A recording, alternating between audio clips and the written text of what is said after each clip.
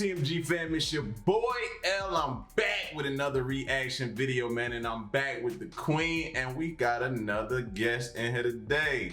Somebody else had to join the fun, so we got Zaire, the Prince, firstborn, man. We got the firstborn with us today, so we're gonna be checking out, man, 3 disturbing true pool party horror stories. And this is the person that brought the epic rap battles of history to the channel. So make sure y'all salute him in the comment section. Y'all was looking for him. I brought him to the channel so y'all can salute him. That's who found those rap battles for me and had me turn me on to that. So shout outs to him. So we're gonna get into these this pool party horror story real quick. Make sure you go ahead and subscribe to the channel real quick. Smash the like button at the end of the video if you want to see some more videos, and turn on your post notifications, man, and rock with the TMG fam, man. We almost got everybody in here. that bell. We got one more we need to add, but he's not quite ready. He's not ready yet, but he's gonna get in the video soon. No. He gonna get in the video He's coming soon. though. All right, so that being said,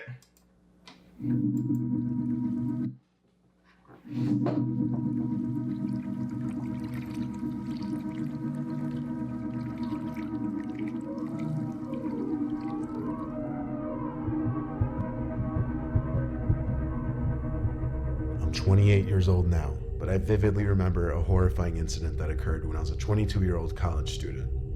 I lived in Florida in a fairly large house in Orlando with a rather low... pay attention. How old are you? About to turn what? 13. So in how many years you'll be 22? 9. Okay, yeah, 9. You are a water bug. Just to be clear, I have a bad problem. Me and my mom got bad problems with nightmares. So, just to be clear, y'all are next door to me. Don't lock your door. Alright? You're 13. I don't care. I still got a nightlight in my... large property with a big pool outside. I was living with my parents at the time, and they both own their respective businesses and frequently travel for meetings and conventions and whatnot. One week in mid-May, when both of my parents were away, I asked their permission, and they allowed me to invite a limited amount of friends over to have a pool party in the backyard. I was excited and quite surprised that my parents trusted that I would be responsible enough to have a small party, promising no alcohol, no loud music, and to send everyone home at a reasonable hour, as to not disturb the neighbors. I proceeded to call 6 of my best friends and let them know about the pool party, inviting them over the following evening with a limit of 1 guest per person. Everyone replied almost instantly, totally down to come over, asking if they should bring over snacks and drinks. Remembering what my parents... Would you allow that? What? No ideas. Don't you ever throw no party and have No people at ideas. my house. Don't you ever throw no party and have people in my house and I ain't home. Don't you ever throw no party. She called and asked and got permission. I don't care. I could be intoxicated. Carry on. said. I ignored their conditions and allowed my friends to bring alcohol. The following night at around 8 p.m., almost all of my friends who I invited showed up with their bathing suits and plenty of alcohol. My friends took turns playing music on my Bluetooth speaker. They all brought their girlfriends or guy friends that were all acquaintances of mine, totaling 13 people including me. I started the backyard fire pit, and we started drinking, laughing, making idle chit-chat, and some of my friends decided to go into the pool. Most of my friends jumped in off the diving board, and I sat by the fire watching them splash, pick their girlfriends up, slam them in the pool, and have a good time in their now drunken state. Almost 2 hours passed, and I remember what my parents said about allowing guests to stay late. It was now approximately 10:30 p.m., and most of my friends were still in the pool listening to music, and occasionally coming out for snacks and more booze. Myself in a rather drunken state, I kind of lost track of time. I went inside of my house for a few moments to grab another beer, when I heard leaves rustling from the bushes on the side of my property. Now keep in mind, my house is gated and has security cameras all around, so I didn't get too suspicious, and I didn't think much of the sounds, figuring some of my friends may have made their way to the front of the house to either make out with their girlfriends or get ready to go home. At that point, it was already 11:30 p.m., and I completely failed to adhere to all my parents' rules, which actually made me feel a little guilty. I I went back outside with snacks and drinks and told everyone that it was almost time to end our evening. 10 out of the 12 of my guests were still in the pool screaming and horsing around, while the 2 others went missing. When I realized this, I went back inside, walked around the house, and heard laughing and moaning from upstairs in one of the guest bedrooms. Assuming that one of my friends snuck upstairs with his girlfriend to hook up and whatnot, I don't need to give an explanation. I was too drunk and lazy at the time to go upstairs and tell them it's time to leave. But before I returned to the backyard to finally close up shop, I heard blood-curdling screams come from the pool. I ran outside to find my pool filled with blood on the surface, with my friends screaming. At that point, I would have left them. At that point. Wait. What? If you see blood, what you gonna do? Why would you That's run? our house. Oh, no, I'm talking about if I was a guest. If it was our house, then I would have called 911. Good kid. Yeah. We taught you well. No, but if I was a I mean, that guest, would've- I'd be out of the situation. Like my mama told me to. What? All you gotta do is Okay. outrun to the other person. You got. You get that from your daddy. No, he said it right. He got it from you. Dad. You let her intimidate you in the same dad. Intimidate. Oh, wait. Y'all, please check one of the videos. I'm pretty sure you will find him saying that in there. All you gotta do is be faster than somebody in the crowd. Yeah. Their girlfriends was swimming and felt an arm tug them down and must have had a knife cut them on their leg. All of a sudden, an unfamiliar face, a guy probably in his late 20s, with long scraggly hair, a scruffy beard, tall with a couple tattoos on his body, emerged from the pool and ran out in a pair of fatigue cargo shorts and bolted to the front of the house. A few of the guys tried to chase after him, but they couldn't find where he went. We all panicked and took my friend's girlfriend and went inside the house, with a couple from upstairs hustling downstairs to see what the commotion was. I locked the doors while calling 911 requesting an ambulance. When the police and paramedics came to my house, they took the injured girl into the ambulance, and the rest of my friends left the house, confused and shaken up by the events that just took place. The police and I went to review the security footage, and lo and behold, when I heard that rustling in my bushes, there was the guy, who somehow made it over my gate undetected, went to the side of the house and casually blended in, and went into the pool with the rest of the guests. Stupid me didn't think of checking the surveillance system. Too drunk and concerned about my friends having a good time, that I irresponsibly let an intruder enter my parents' property undetected. I gave the footage to the police, but to this day, they were never alike to identify the intruder. And of course, when my parents returned, they found out what transpired, scolded me, and never allowed me to have a party in the house again. Are you still using Google? I have something to show you. Ecosia is a search engine just like...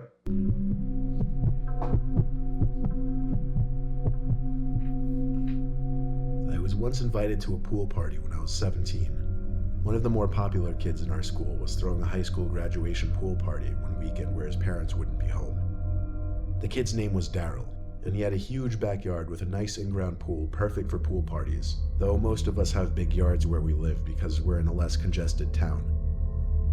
I wasn't close with Daryl, so I hitched a ride with a couple friends who knew him better. When the 3 of us stepped into his backyard, it was packed. It was actually impressive how many kids were there. I'd say at least a quarter of the entire grade was at this party. We wanted to say hi to Daryl because it would be the right thing to do coming into his party. We asked a couple kids we knew if they'd seen him. They said they hadn't seen him for a while now. So we asked others and got similar responses. We soon realized nobody seemed to know where Daryl was. Maybe he was in his house with a girl or something. So we just went about our own business. We played beer pong, people splashed around the pool, and the night became a daze overall. I didn't jump in the pool because I didn't bring a bathing suit and I just didn't want to get wet. That's weird. Someone invites you to a party. When you get there, and nobody knows check in where with it the is. guests, because that's the proper thing to do when you go to a party. You just, you say hi to the person, whoever owns the house or whoever party it is. But that person's missing. You don't get concerned. You don't be like, hey, you don't think that's weird? What would you do? Like, I be trying to pay attention to what's going on. And if he still don't show himself and everybody's still saying, then something ain't right. How is he having a pool party? All these people out here having fun, but he's nowhere to be found. Something's not right. Yeah, I ain't rolling on that one. That's creepy. Yeah. Throughout the night, I would hear other kids screaming, "Where's Daryl?" It seemed others were trying to find him because it was weird he hadn't been seen for nearly 2 hours. Me and the 2 friends I came with joined a little circle of people talking about how Daryl hadn't been answering his text for a couple hours. Still, people were just chalking it up to maybe him being upstairs with a girl. Who knew? It was his party after all. Anyway, some more time passed and I had to go to the bathroom. There were a bunch of people inside the house, and there was actually a line for the bathroom. I opened a door in the hallway, and it led to the basement.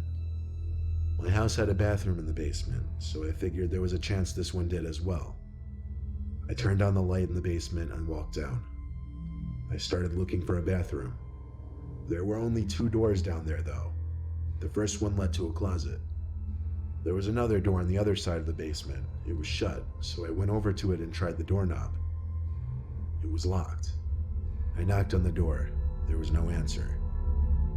The thing about this lock, though, it seemed I would be able to pick it unlocked simply using my fingernail. So I did just that. I knocked again before opening the door. I was expecting to see a bathroom, but instead I saw a big pitch-black room. It seemed to be a boiler room. However, there was the faintest little yellow light emanating from what appeared to be some kind of boiler machine in the far corner of the room. And in that light, I could see a person, surely a person, standing right in the back of the room. My heart dropped when I saw the person duck down behind something. I thought, what if that was Daryl? I looked for the light switch and found it. It was one of those hanging switches that you pull down. I turned the lights on and went over to where I saw the person hide. Okay. Curious people always die. My baby, that's my baby. That's my baby. Curious. The room was cluttered with tables and a washer and dryer machine, so the walking space was kind of arranged in a circle. When I got to where I saw the person not even 20 seconds earlier, I saw Daryl laying on the floor in a bloody mess, apparently passed out. I looked back up to the door to the boiler room when I heard footsteps coming from that direction. There was someone rushing out the doorway, but for a split second they looked back and I instantly recognized the face of a kid named Todd from our grade. He was a very quiet kid that creeped out a large amount of people in our grade. Instead of calling the cops and tending to Daryl, I ran upstairs hoping to catch up to Todd to make sure there were other witnesses to his presence there that night. I made it upstairs to the hallway and started to scream for people's attention. Everyone who was in the living room came to look and could see Todd rushing out the front door. They saw him. They were now witnesses to his being there. I told them all to come downstairs and see what he did. I would have considered rushing to tackle him, but I didn't know what weapons he had on him. When we all got downstairs, we saw multiple stab wounds in Daryl's legs. First thing we did was call 911 for police and an ambulance. Daryl was rushed to the hospital, while at least 10 people vouched for me. What if he ain't had to go to the bathroom? What if he ain't have to go to the bathroom?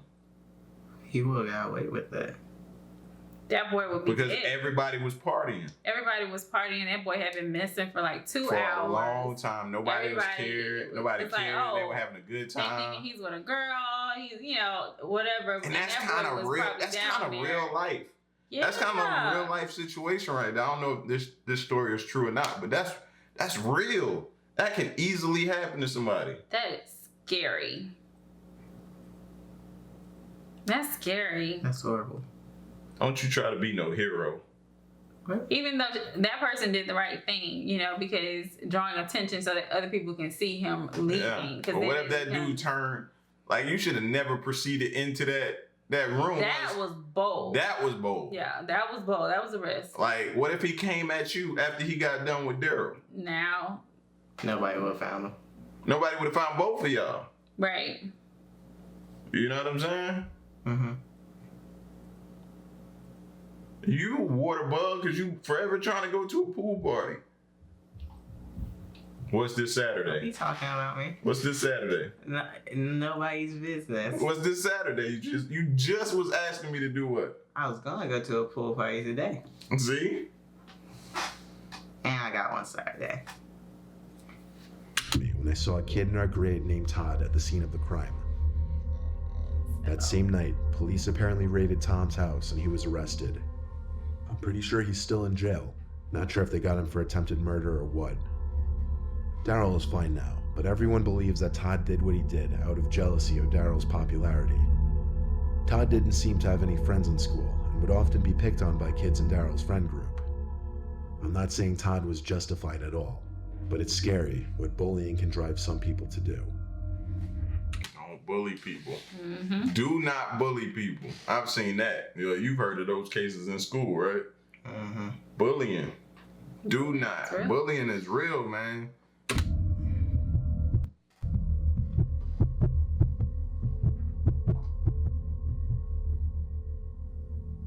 When I bought my first house, I had a pool party on a Friday. It was supposed to be my housewarming party. I had a few of my closest friends over. Everyone drank a bunch, and a few hours later, people were on their way out. A couple friends were a little too drunk for me to allow them to drive home, so I offered them spots on the couches to sleep. I'll call those two friends Rob and Dan for the brief mentions they'll get in the story. By the time I went upstairs to brush my teeth and get ready for bed, I thought both Rob and Dan had already passed out on the couches downstairs. When I got into my room to change into my pajamas, I heard a splash in the pool in my backyard. I actually muttered to myself, "What the hell are they doing?" I went to the window to look out to the pool, and in the pool was one of them just standing in there. I was pissed because I knew there were no more towels outside, and now they'd have to bring their drunk asses in dripping all over my carpets downstairs. I opened the window and called out to whichever of them it was to get the hell out of the pool. Then, they turned their head to look up at my window. I had to squint my eyes because I couldn't tell if it was Rob or Dan. Whichever it was wearing a black shirt in the pool.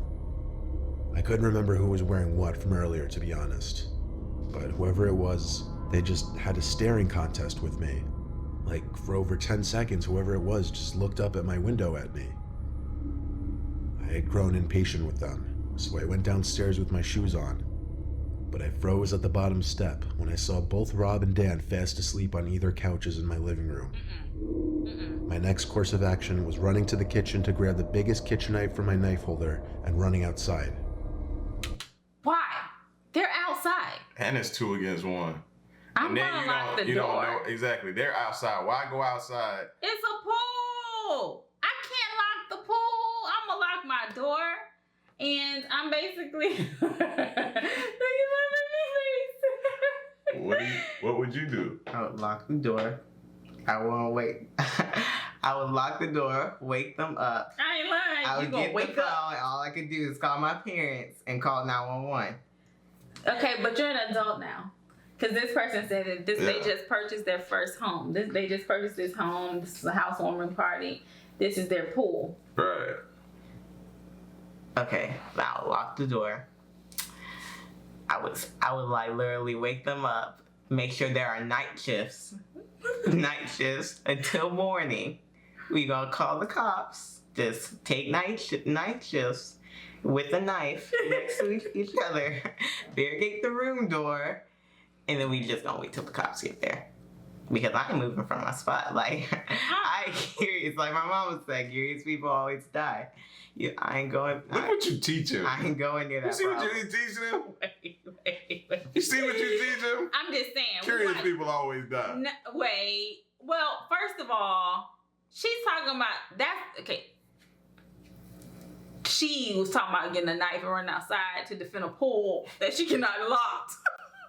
Like, what is she doing? She's not thinking. Why is she dependent? Like, anyways, that's just weird. I could get her. Just put it back in the No, thing. because she was upset because she thought it was the people downstairs that had jumped in the pool and now they gotta walk in her house on the new carpet wet. I get that. When she went downstairs and she said she froze, she realized her guys are still there. Okay, cool. I get it. Now I understand. We had the steering contest. You didn't know me. I didn't know you. Cool. my door is unlocked. Let me wake y'all up. Hey, somebody's out here. You know what I'm saying? And then you just get it together at that point. See, this is the church pinch. I turned the backyard light on before I went out so I could see. The pool was now empty. I walked to the edge of the deck to the pool and stopped. I looked into the pool, making sure no one was hiding at the bottom.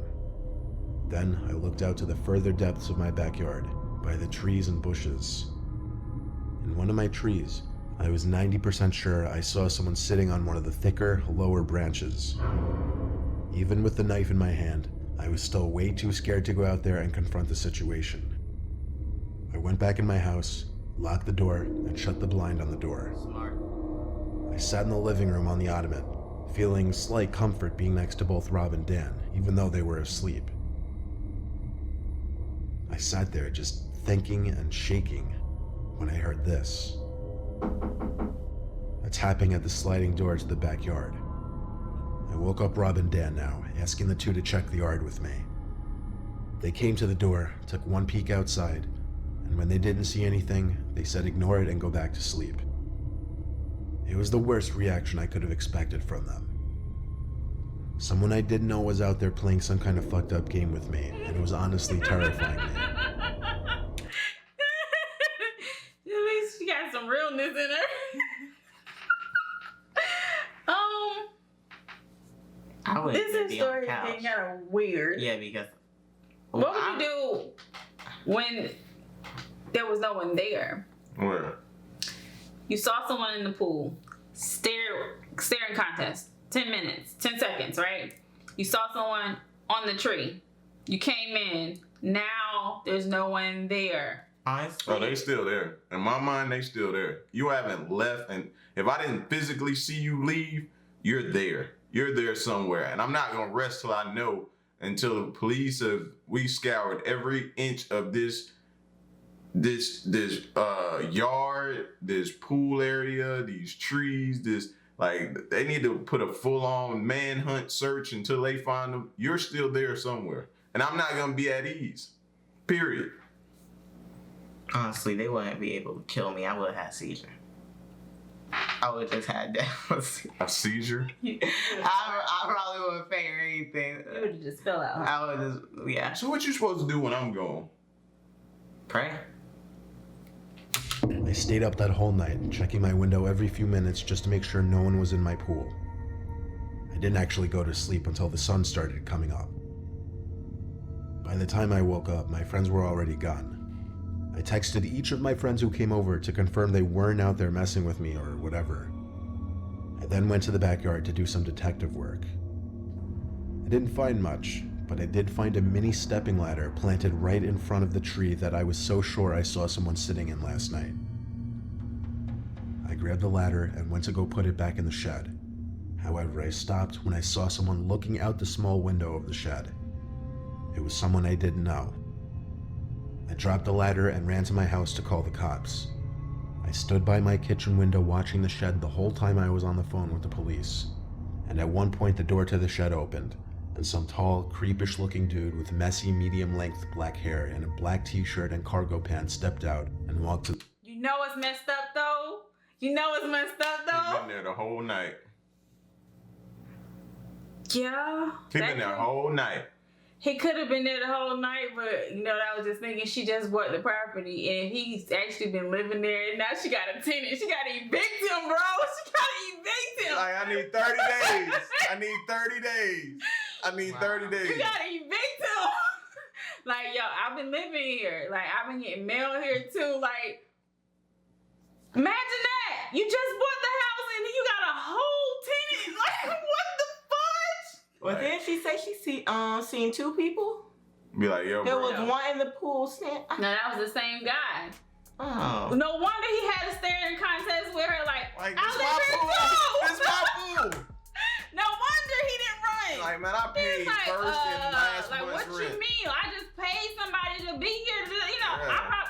Where's my security deposit? Gosh. to the gate.